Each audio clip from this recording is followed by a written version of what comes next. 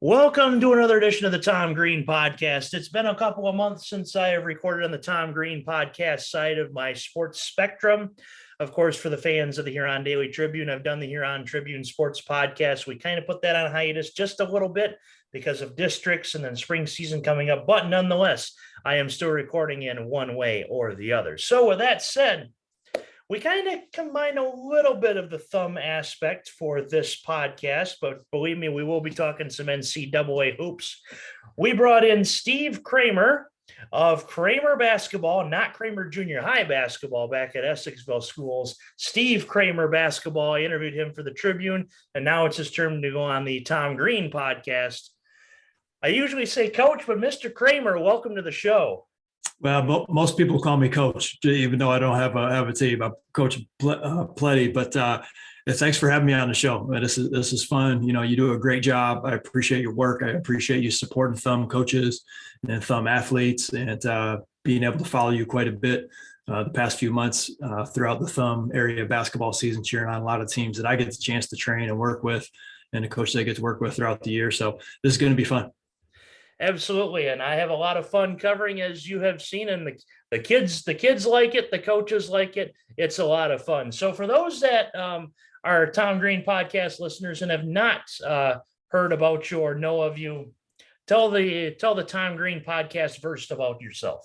Sure. So I'll make this real fast because I don't want to bore anybody. But I went to Unionville Sea Wing Area High School, small rural school in the Thumb area of Michigan. And I love basketball my whole life. And when I say rural, I was on a dirt road. There was a woods across the street. We had a 15 by 20 concrete slab, had the hoop up above my house. And if it was rain, winter, sleet, snow, I'm shoveling the driveway. I was wearing gloves, getting my shots up, getting sunburned during the summer. Just fell in love with the game of basketball and working on my game. That was a big passion of mine, not just playing, but the practice area I loved. And I always wanted to be a teacher and a high school basketball coach. That's what I got my degree in, but was fortunate enough to play basketball at the college level. At Hope College, was fortunate enough to play professionally overseas in a handful of countries. And I had the chance to coach some high school basketball overseas, coach some high school basketball in Michigan and Ohio.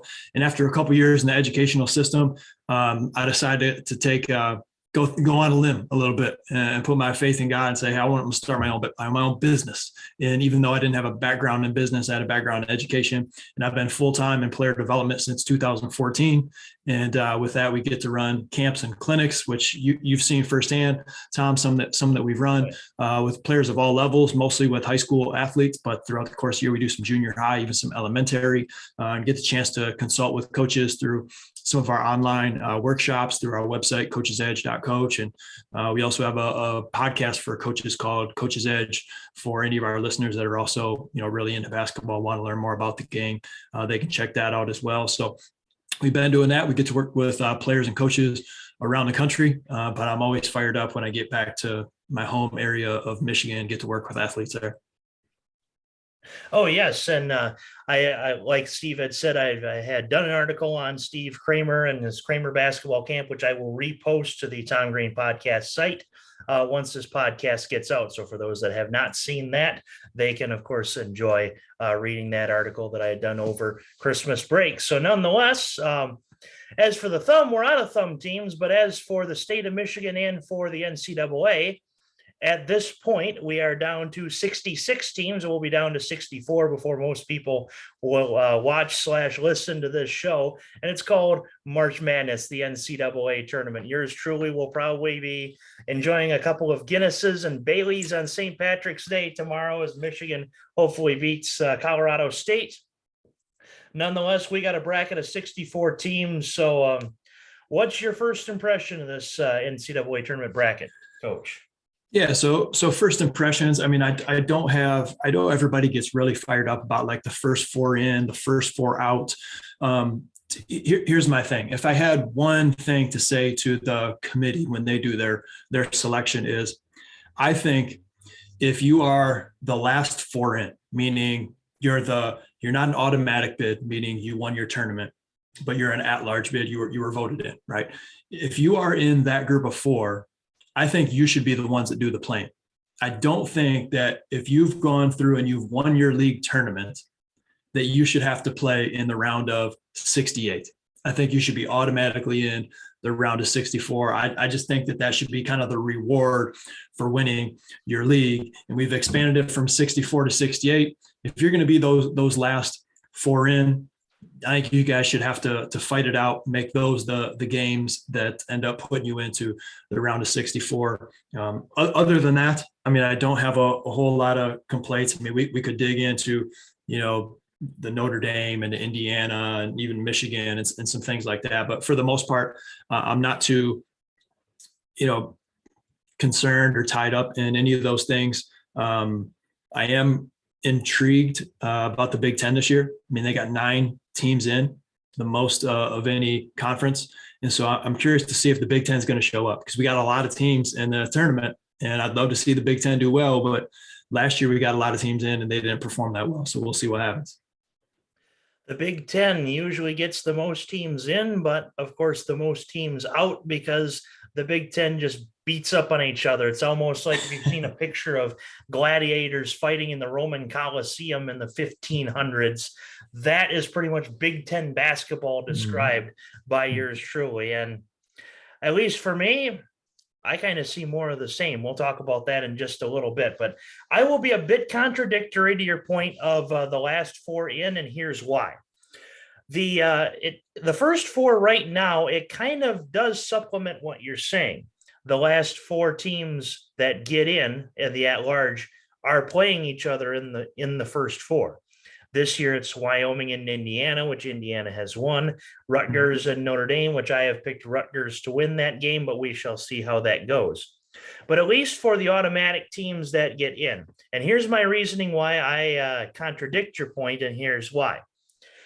When you are a one-bid league and you're automatically in, who are you going to face? Like this year, Georgia State's facing mighty Gonzaga. Norfolk State is facing the defending national champions Baylor. Texas Southern is facing Kansas. What is the probability of any of those teams winning that first game?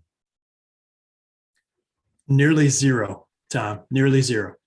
And my reasoning for this first 4 being the way it is Texas A&M Corpus Christi playing Texas Southern. Texas Southern won that game. Sure, A&M Corpus Christi is being screwed out of a round of 64 bracketed first round game, but Texas Southern, they could lose by 80 to Kansas. They could beat Kansas. Either way, they can still say years later when they have kids and move on with their lives, they can say, hey, I won an NCAA tournament game. The same thing with Wright State and Bryant. Hey, guys, I won an NCAA tournament game. Peter Kiss, who is amazing, by the way, has the opportunity to say, hey, I won an NCAA tournament game, rather than Georgia State facing mighty Gonzaga. Like you had said, nearly zero shot that happens. In fact, I have a $25 bet on Gonzaga, boosted on DraftKings to plus 100. So I'm banking on Gonzaga to at least win by a point in that game, so I get $50. But nonetheless, my point is, with these first 4, if it goes to one-bid leagues, they have the chance of saying we won an NCAA tournament game. But I totally understand your point, and that is, should those last 4 teams even be in, let them play each other and see what happens. Yeah, and that's kind of where I come from, and I definitely understand your point. Cool to win an NCAA tournament in a game, no doubt about it. Regardless, those teams that come in, make them battle it out a little bit, just because they were so close to not being in. If we were still at 64, Georgia State, if it was at 64, Georgia State would still be in the NCAA tournament, right? But the point that you make is a good one, and I would be curious to see what if you polled all the Division I coaches, see what they would pick, or all like the mid-major and below Division I coaches, if they had to choose, hey, you automatically get in the round of 64. Or, okay, you might be able to get into that play-in game, you get a chance to win that game. Obviously, a lot better than if you're playing a 1 seed, what they would pick. I'd be very curious. That would be a good poll to make and see what happens with the mid-majors. But lo and behold, Steve and I have just done what many of politicians in the United States are unable to do, come to a compromise on a point that we disagree on. There we go. We're better off than a lot of politicians. Hey, we're off to a good start. We're off to a good start on the podcast. Nonetheless, moving to the round of 64, I guess it would be too tedious to pick every single game. So I'm sure you have your bracket out. I have mine out. What are a few of the upsets that you have picked in this first round? So I don't have a ton of upsets. And so for our listeners here, probably just do the opposite of what I say and you'll be in good shape. Because I probably haven't had a really good bracket since like high school, like half my life ago. Steve Cramer or Steve Costanza? Whatever I tell you to do the opposite. Yeah, exactly. So here's the thing. I don't pick, I didn't pick a whole lot of upsets in the first round. In fact, I was looking at my bracket and seeing very few double-digit seeds that I have winning. So I'll go through the double-digit seeds that I have winning their first round game, and then we kind of go from there. In the West region, I don't have any double-digit seeds reaching the next round, which is probably a mistake, but that's the way I got it. If you go to the East, I got Virginia Tech as the only double-digit seed. That's the number 11, knocking out Texas. Beard's kind of first year there after he left Texas Tech. I don't know. I just feel like they might have a little upset on their hands there. I think the ACC is maybe a little bit underrated this year. I don't know, just kind of a feeling in my mind. If you talking the South, I have Loyola Chicago. Shout out to Coach Valentine. Loyola Chicago, they're still strong. They nearly beat Michigan State this year, and just a really solid team. I got them advancing to the next round. And then if we go down into the Midwest bracket, I got South Dakota State, the Jackrabbits, baby. It wouldn't be the first time they've won their first round game. That's a 13 seed. That's the lowest seed that I have advancing to the next round. And then I have Miami beating USC as a 10 beating a 7, which isn't really an upset if you're talking, but that's a double-digit seed. So how about yourself? Sure. So I have a few more upsets than that, but the West was very hard to pick an upset, but indeed I came up with a couple of them. New Mexico State has run through the Western Athletic Conference. UConn has been an up and down team despite the 23-9 record. I have New Mexico State beating UConn. Vermont, at the beginning of December, they were 5-4, if I'm not mistaken. They've lost one game since. I have Vermont beating Arkansas. Plus, Arkansas was rattled by Colgate in the first round last year in the SEC, in the NCAA tournament, that is. In the East, I have the same upset that you have, Virginia Tech over Texas, and that's because you have a hot team at the right time in the Hokies. And Chris Beard's, it's only Chris Beard's first year. Yes, his defense has made the title game with Texas Tech, and frankly could very well have won said title game over Virginia back in 2019. But I have Virginia Tech beating Texas. Let's go in the South. It's technically an upset, but not really an upset. Michigan over Colorado State. As the last I checked, Michigan was actually a 2-point favorite over Colorado State. And I also have most Michigan faithfuls upset pick, Loyola Chicago over Ohio State. Not only because of Drew Valentine, but because, and I put this in the column that's coming out, most of that team under Coach Porter Moser came back this year, not only because of the COVID extension, but because they liked Coach Valentine. They wanted to play for Coach Valentine. And this is their reward for playing for Coach Valentine, is going to the NCAA tournament. And in both of our opinions, winning a game in the NCAA tournament. I like it. In the Midwest, I do have both Iowa and Providence advancing, but I do think that South Dakota State could very well pull that upset, even though they don't have Nate Walters. He graduated like 5 years ago. South Dakota State has had a very similar track record to Vermont this year. Yes, really those two teams. I think of those two teams very, like when I hear Vermont and South Dakota State, I'm like, I even get them mixed up. I mean, they're yeah, definitely. And both really not have lost a combined total of 2 times, I think, since December. Plus, Providence is always that team. Yes, they won the Big East outright, but it doesn't necessarily mean that they're going to make a run, and that could happen. And I think an obvious upset because of the coaching situation in Baton Rouge, Iowa State over LSU. Hmm. Think Hmm. about it. You play the entire year for Coach Will Wade. Yes, he had the allegations among him, and all the players knew it. But how about losing your coach right before the biggest games of the season? And really, who knows what sense of direction this Tiger team has? So I have Hmm. Iowa State beating LSU, and as far as first round upsets, that's what I got right now. So the ones I picked, plus possibly South Dakota State over Providence, and possibly Indiana over St. Mary's, depending on what Hmm. Trace Jackson Davis shows up Thursday. Hmm. No, that's a good one. I could see that happening. And if I could redo my bracket again, what you mentioned with the LSU is probably the one tweak that I would make is picking them to lose. That's kind of the negative of filling out the bracket early and not paying a whole lot of attention to everything that's been going on. But this is good. I'm all right. So we went through the first round, talked about all the upsets. Yeah. I want to Actually, I hear, have one more to add real fast, and I yeah, forgot let's hear about it. mentioning it. And this one is one that's coming out of left field, but we always see this in the NCAA tournament.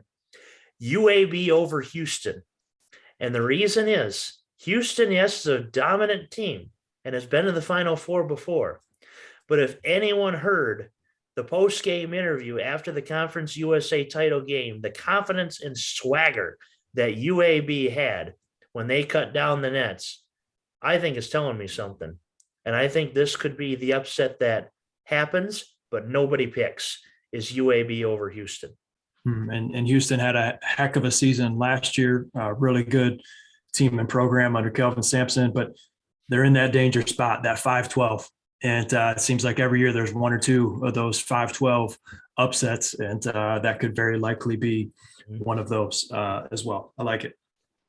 So anyway, yes. So we talked about first round upsets, and so any possible or I guess what was your next point? You were going to mention your next point. Well, I was just going to say, like, I think that when it comes to the teams that make these runs, whether it's a team that is a high seed going in, or if there's more under the radar mid-major, as you get into more and more games, and you got one day in between games on these weekends, you play a Thursday, Saturday, or a Friday, Sunday, the game slows down a little bit, right? And the importance of having really good guard play becomes even more valuable.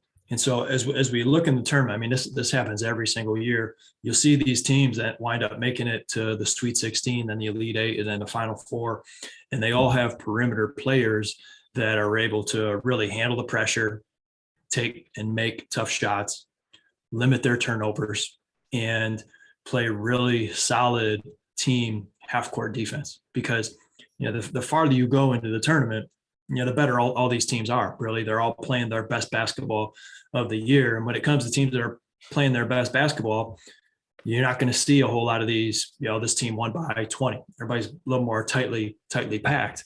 And so for the teams that are really able to say, okay, we're not blowing anybody out, do we have the ability to execute in the half court?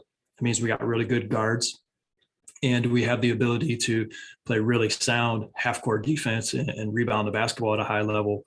Those are the teams in my mind when I'm trying to fill out a bracket. I'm trying to think of which teams have some of those things. Now, with the COVID year, and with, I think, there being more parity in college basketball today, I think it makes it even harder than it's ever been to pick a really good bracket, because we get so many of these mid-major type players that are really, really good. They generally are a little older and have a little more experience. And so their level seems to kind of come up against what may be more talented, but less experienced, high profile programs. That's what happened last year with Oral Roberts defeating Ohio State as a 15 seed over a 2. So anything can happen in this NCAA tournament. So I guess who perhaps could be a Cinderella team that could make that Final Four run as a double-digit seed or above. So I don't have any team that's making it all the way to the Final Four going that far, but I do have South Dakota State going all the way to the Sweet 16. I got Loyola Chicago going all the way to the Sweet 16. And I know you're a Michigan fan. I'm a Michigan State fan. And so I had a really hard time being a Michigan State fan this year. A really, really hard time, because I would watch them play one time and I'm like, oh boy, this is an exciting team. And then I would watch them play the very next game and say, this is some of the ugliest basketball I've seen in a very, very long time. So you never know which Michigan State team is going to show up. Very, very frustrating for a Michigan State fan, where usually at this time of year that there's quite a bit of consistency. So if they lost their first game by like 20, I would not be surprised. If they beat Davidson and if they upset Duke, I'd be a little more surprised, but I still wouldn't be that surprised if that happened. I got no idea as a Michigan State fan, what is going to happen. But because I'm a green and white guy, I had to pick them to at least go into the Sweet 16. So even though they're not a double-digit seed, even getting them to the Sweet 16, thinking that they very easily could lose their very first round game, that was a stretch for me. And honestly, that's what usually messes up my bracket the most, Tom, is that during the good Michigan State seasons, when they get like a 2 or a 3 seed, I'll pick them to win it all or go all the way to the Final Four. And yes, Tom Izzo's got a great track record, but most of the time that still doesn't happen. And then that's what ruins my bracket. Yes, and I tend to second that, because despite my Michigan fandom, Michigan State has been that team in my bracket. And this seems like the year that Michigan State has struggled down the stretch, but guess what happens when they struggle down the stretch and then approach March? They make this run out of nowhere that nobody expects. So if anyone's got Michigan State going Final Four, both of us, I would assume, don't. You might be right, despite having Gonzaga in their bracket. Of course, I had Michigan State going to the national title game when they lost to Mid-10 in 2015. Oh, I had won it all. That was a heartbreak. I mean, it just rained. It rained threes on Denzel Valentine, and I was like, this is their year. Yeah, we talked about having a good perimeter, kind of guard, and the three ball is the equalizer, man. You're hitting threes on any given night, can beat anybody. Giddy Potts, people forgot until that game that Giddy Potts had a higher field goal 3-point percentage than Denzel Valentine and Bryn Forbes. So while my reaction to that was just shock. Even as a Michigan fan who is not a State fan, I was just shocked, because I'm thinking, okay, this Giddy Potts is good, but Michigan State's got enough defense to beat that. They'll beat Mid-10 easy. Mm-hmm. Nope. Whole game I was thinking to myself, okay, when's State going to take the lead? When's State going to take the lead?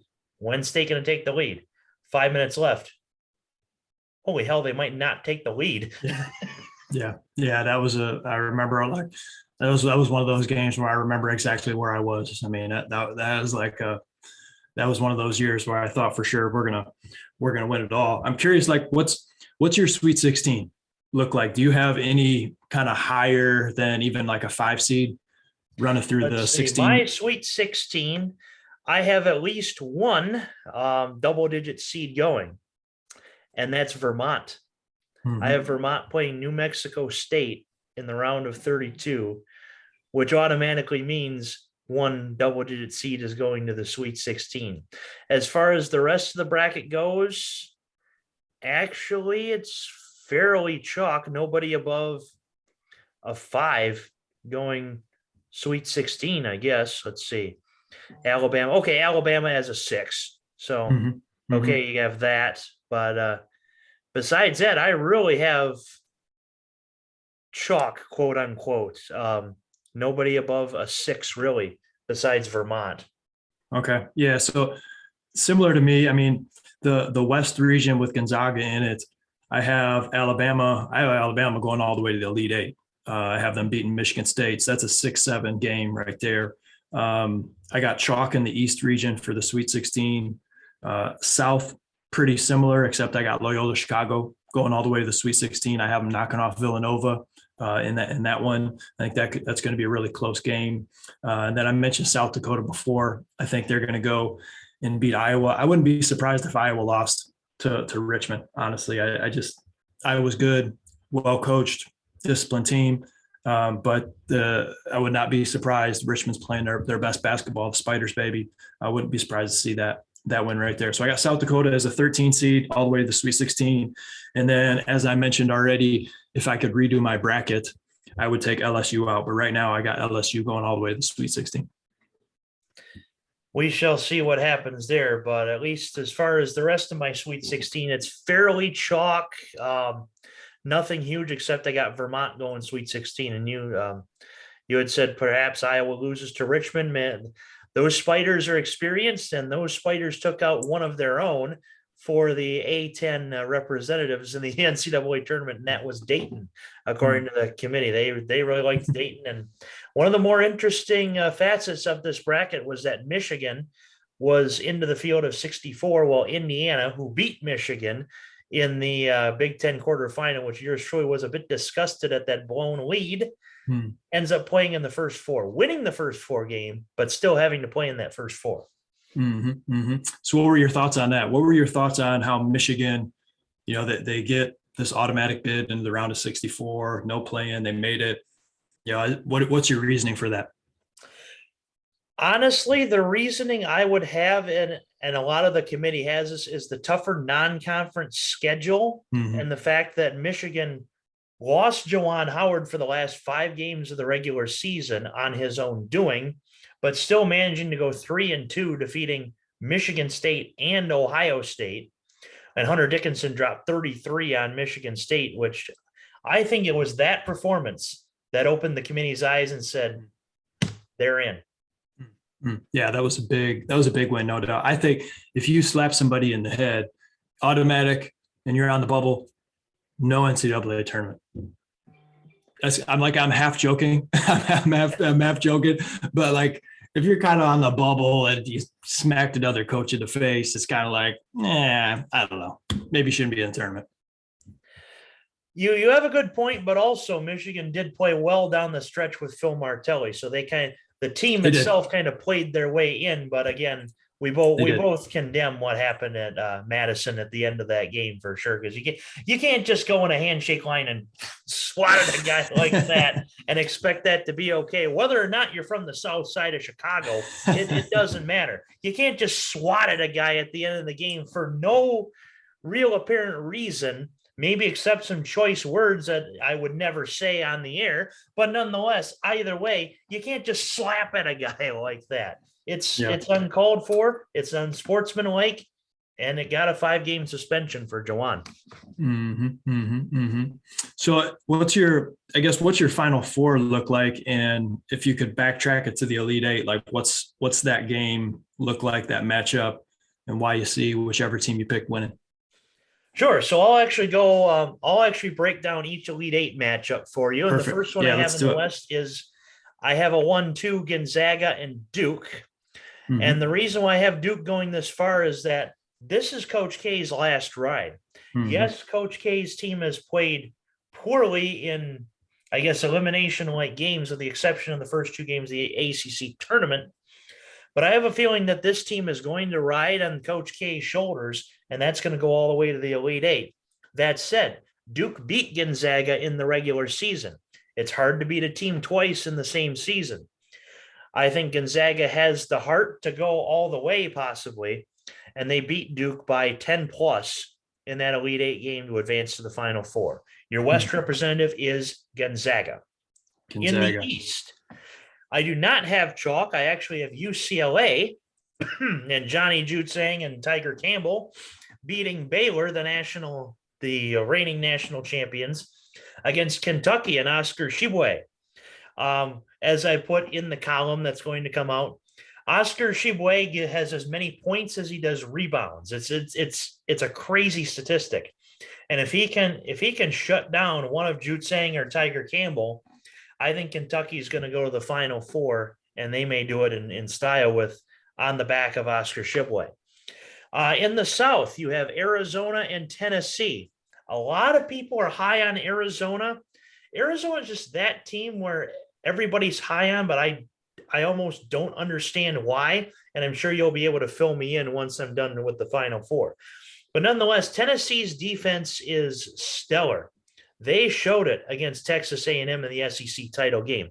Yes, A&M was a Cinderella bubble team that didn't make it, but still, it's the SEC title game. Tennessee has not won the SEC tournament title since the 80s. Correct me if I'm wrong. That defense is stellar, and that defense will lead them to the Final Four. In the last one, in the Midwest, you have Kansas and Auburn. Walker Kessler perhaps could have been the SEC Player of the Year if one Oscar Shibway did not exist in the Southeastern Conference. Walker Kessler plays about as good of a defense as Tennessee does as a whole. They get by Jacksonville State, USC, Wisconsin, and Kansas to make the Final Four. You may have to kick me to the Southeast for this tournament, but I have 3 SEC teams making the Final Four. Gonzaga, of course, from the WCC, Kentucky, Tennessee, and Auburn.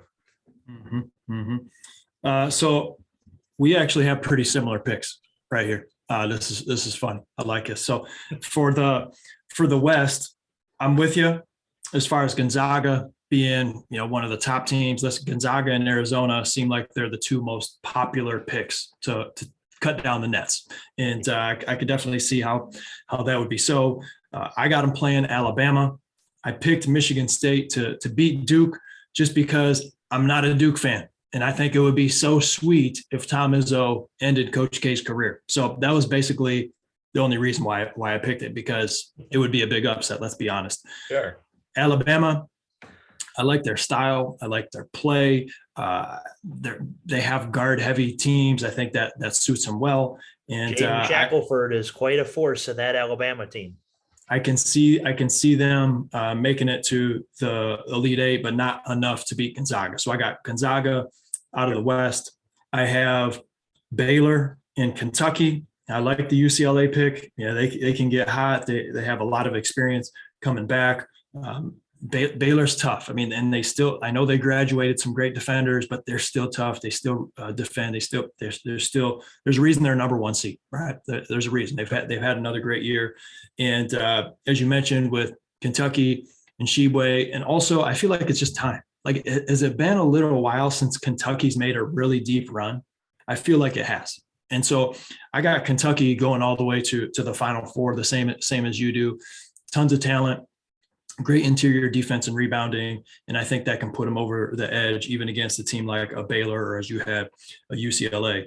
We go up to the South region, Arizona and Tennessee. I got them squaring off in the Elite Eight. Arizona is a really popular pick. And I'll be honest, I haven't seen a lot of Arizona this year. I've just heard about them, the talent that they have. They're West Coast. I'm sleeping. I'm in bed, right? I go to bed early. I get up early. That's kind of my thing. So, but Tennessee is tough, and they are playing well at the right time. And Sunrise Academy had a couple really high-profile guards. One is Jaden Akins, is a freshman from Michigan State. And one, I want to say Walker, I'm forgetting his name, but he's playing a lot as a freshman for Tennessee. And they just got a real well-rounded team that's playing their best basketball at the right time. And so I got them going to the Final Four out of the South region.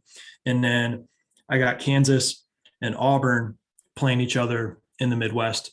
And I think Adebayo is one of the best players in the country. When I see him play for Kansas, I'm like, that's an NBA impact type player. He has the length, he has the versatility. I mean, he's averaging like 19 points, close to 20 points a game. He's averaging like 18 rebounds. Let me see. Ochai Agbaji, he's averaging, let me look it up real here. Yeah, just under 20 points a game, 5 boards, almost 50% from the field, almost 80% from the line, 40% from 3. He can defend on one end. He can create nothing out of something on the offensive end with his pull-up, his finishing, his handle. He can get up over top and finish. And they also have a very deep team. I mean, they got 4 guys on that team that are double figures or more. I think Brown on that team is an underrated, not only offensive player, but defensive player. And so you can probably get a feel for who I'm picking to win it all by this conversation a little bit with kind of how I feel about Kansas. But I just think that they have a really well-rounded team, top tier athletes and athleticism. And similar to what I mentioned about Kentucky, I also feel like it's kind of their turn. Like you get a high ranking, you knock on the door enough times, at some point you're going to get that chance to get back to the Final Four and beyond. So to round it out, I have Kansas, Kentucky, Gonzaga, and Tennessee. So that's 2 1s, 1, 2, and a 3 seed making it to the Final Four. All righty. So his Final Four is Gonzaga versus Kentucky and Tennessee versus Kansas. Mine is Gonzaga versus Kentucky and Tennessee versus Auburn. So of those teams, who makes the national title game? I can kind of tell who, but go ahead and reveal it to us. Yeah, I've been hitting at it, but I have Gonzaga beating Tennessee. I think Tennessee is a really great opponent, but I think some of Kansas' size will wear them down a little bit, and I think some of their overall, top end offensive capabilities are what's going to separate them from being there. And Kansas is just a little more of the usual suspects as far as being able to make a deep run. I think that does help. And then Gonzaga on the other side of the bracket, they bring back experience. Yes, they graduated Suggs, who I think was a big loss, but the fact that they gained something that I felt like they were missing last year, like Suggs left, Kispert left. Those were really good players, right? But they have shot blocking this year that they didn't have before, right? You got a 7-footer back there with like a 7, 8 foot, 9 foot, 20 foot wingspan. That looks like you got a pterodactyl back there, right? And he's blocking shots, versatile enough to handle the basketball and do some different things. And I think that's something that they've been lacking in recent years, was a true rim protector. And so I think that puts them over the edge, even against a physical, tough team like Kentucky, combined with their overall scheme and offensive concepts. That's going to make them punch their ticket to the national title game. So I got Gonzaga over Kentucky as well, despite Kentucky having one of their older lineups that we've seen in the John Calipari era. The Gonzaga is just a little bit too much for Kentucky and Shibway. Tennessee and Auburn. Tennessee beat Auburn in the first game against each other in the SEC, not in the tournament, but in the regular season.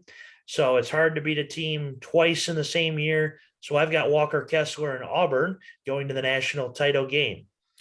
With that said, our national title game, you have Gonzaga over Tennessee. I have Gonzaga over Auburn. Gonzaga.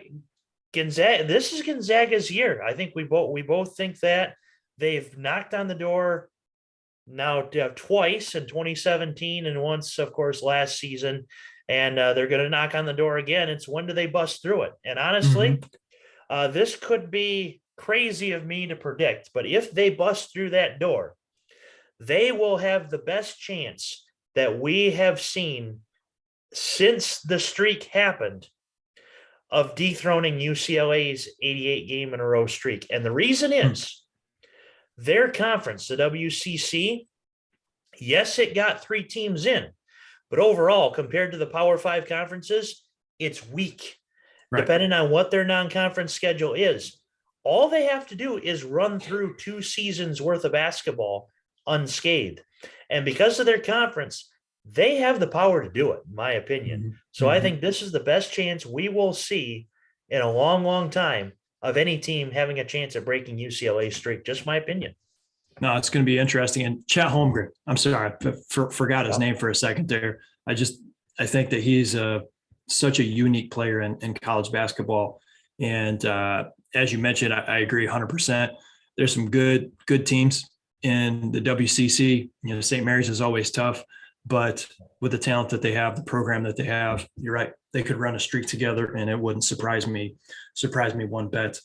So to see Gonzaga and Kansas for me in the national title game and see Gonzaga win it, honestly, I'd probably be even happier if they won. Like it would be for me. I'd love to see Gonzaga cut down the nets. For some reason, I can't quite put a finger on it. I feel like this is Kansas's year. I don't know. Yeah, and Kansas rolled through the Big 12 pretty well this season. It pretty much felt like any other Bill Self Kansas year, where on Big Monday, if you're not a Kansas fan like yours truly, you're turning the television off at halftime because they're up by 20. And with the last 20 seconds, cheering, Rock Chalk, Jayhawk, KU. And of course, if you're me, you're like, oh God, Yeah, again, yeah, yeah. Bill Self. Yep. But Mm-hmm. Kansas is just the team, and Yeah. they could beat Auburn. They could lose to San Diego State too. Who knows with this NCAA tournament? But you've got Gonzaga over Kansas. I have Gonzaga. I have Kansas over Gonzaga. You have Kansas beating Gonzaga. Yeah. That's Yep. news. Yep. That is news to me. Yeah. Yep. Well, the last time I picked Kansas to win the national title was in 2013. And we all remember what happened in 2013. It was a good thing. Trey Burke. Yes. Yep. In the Sweet 16. I was what a magical season that was. Yeah. I was so conflicted when that shot happened because I'm like, yes, go blue. Wait, my bracket. No.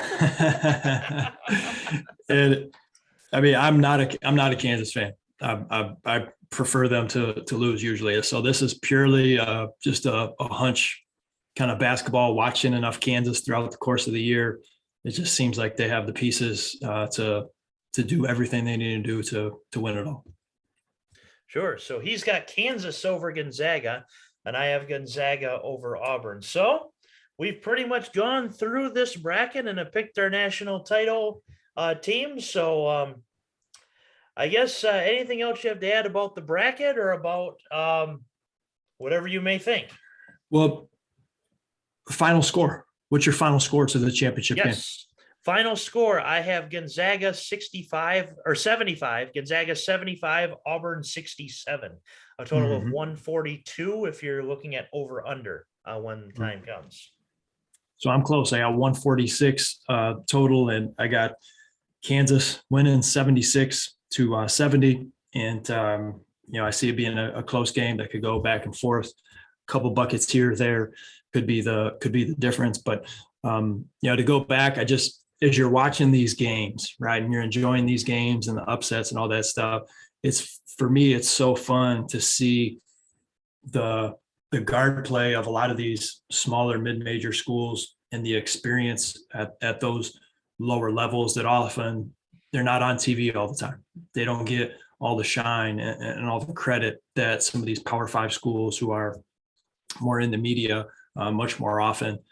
But to see how good those players are and how so many of them, especially now you're seeing with the transfer portal, so many of those mid-major players, I mean, they're just as good. I mean, you can move them around into a Power 5 school or a mid-major school, and they're going to do their thing and have success. And that's one of the reasons that I love the NCAA tournament so much, is to see all these unique matchups throughout the course of the year, see how there's more than one way to do a good job, whether a coach is running a zone, a man, a forced baseline, a pack line, a full court press.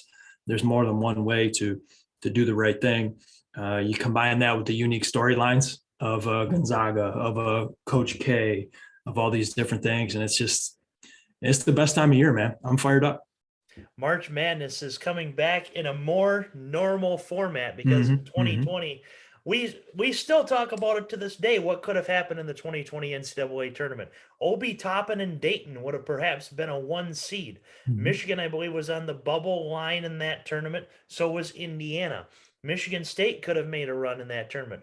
Yeah. But unfortunately, we will never know because COVID shut it down and the NCAA said, nope, we're not going to do any theoretical brackets or nothing like that. COVID's here. So we'll never know anything about that. 2021, the bubble was all in the state of Indiana. Unique, interesting, but not quite what we're used to seeing in the NCAA tournament. This year, we're just going back to how it should be. Sites all around the country and just about everybody getting a chance to enjoy this NCAA tournament. And yours truly, like I said, will have the laptop on one side of me, watching the Michigan game on the other side. I will be enjoying these next 4 days of straight hoops and fun and all that good stuff. So with that all said, anything else you have to add?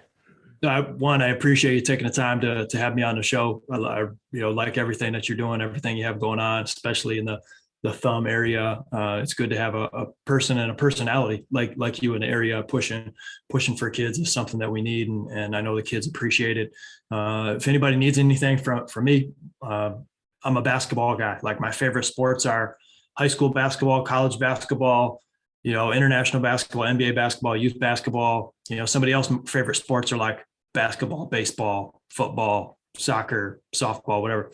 I'm basketball. It's just different tiers. So that's what I kind of breathe in and out each day. And if there's anything I can do for a player or a coach or a parent need any help, you can reach out to me. It's contact@cramerbasketball.com. I'll send you some of my links. Maybe you can put them in the description.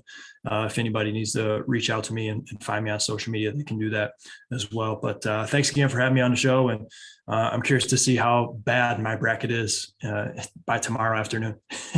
I will tell you that my column's title when it comes out is Green's Bracket is sure to impress the trash can. Yes. You throw mine in that bucket too. We'll see what happens. He is Steve Cramer, and this is the Tom Green Podcast. And